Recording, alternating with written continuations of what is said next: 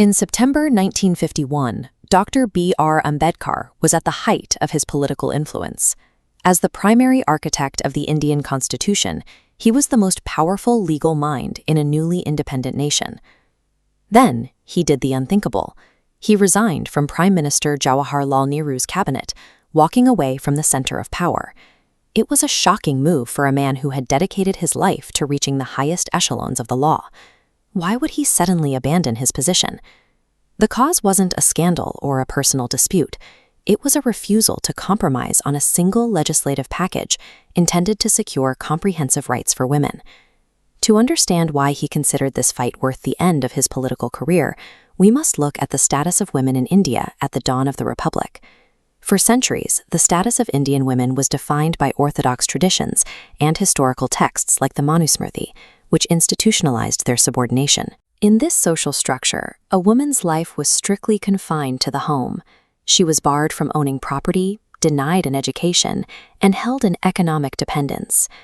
Ambedkar argued that India could not claim to be a modern, independent democracy while half of its citizens remained legally shackled by these ancient codes.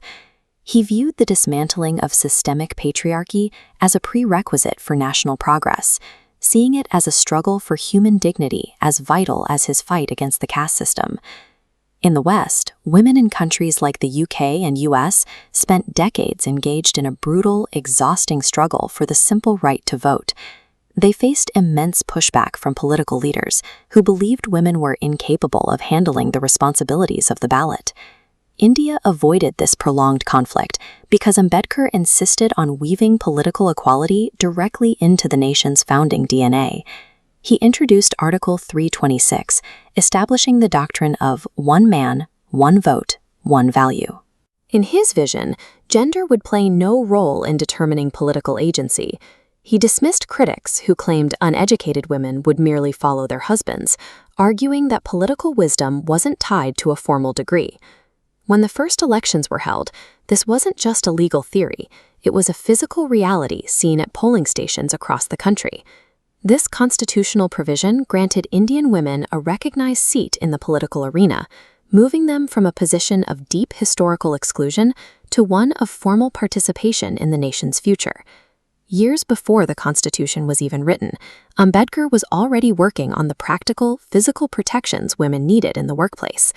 As Labor Minister in 1942, he introduced the Maternity Benefit Bill, which aimed to shield pregnant women from the dangers of heavy manual labor.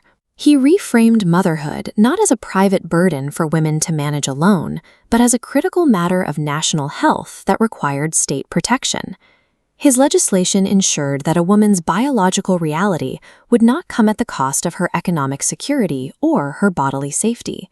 But Ambedkar knew that political and physical rights were hollow if women remained economically powerless within their own families. His solution was the Hindu Code Bill, an ambitious attempt to secure absolute property and inheritance rights for women. The bill sought to end the male monopoly on inheritance, mandating daughters and widows receive equal shares of property. It introduced the legal status of co-parsoner for daughters, granting them a joint birthright to family assets denied to them for centuries. The proposed bill was a direct attack on the economic dependence that had kept women subservient for generations. By 1951, the battle for the Hindu Code Bill had reached a boiling point on the floor of the Indian Parliament. Conservative lawmakers were outraged, viewing the bill as a threat to the traditional structure of the Indian family and patriarchal property control. Facing a potential political deadlock, the government suggested diluting the bill's most radical provisions to get it through. Ambedkar refused. Seeing the bill compromised, he resigned his post, sacrificing his career for the integrity of his vision for women's rights. His departure sent a clear message. He valued the liberation of women more than his own seat at the table. While his resignation felt like a defeat in the moment, it turned the Hindu Code Bill into a litmus test for the government's credibility. To prove its commitment to reform, the Nehru administration eventually reintroduced the bill's provisions piecemeal, ensuring the passage of the Hindu Marriage Act and the Succession Act over the next 5 years.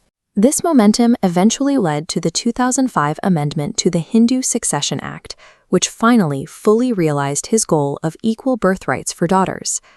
Today, these rights are part of the fabric of modern life. from a woman's right to vote to her claim on family inheritance and her protections in the workplace. The legal protections Ambedkar fought to codify created the formal blueprint that continues to define the relationship between the Indian woman and the state today.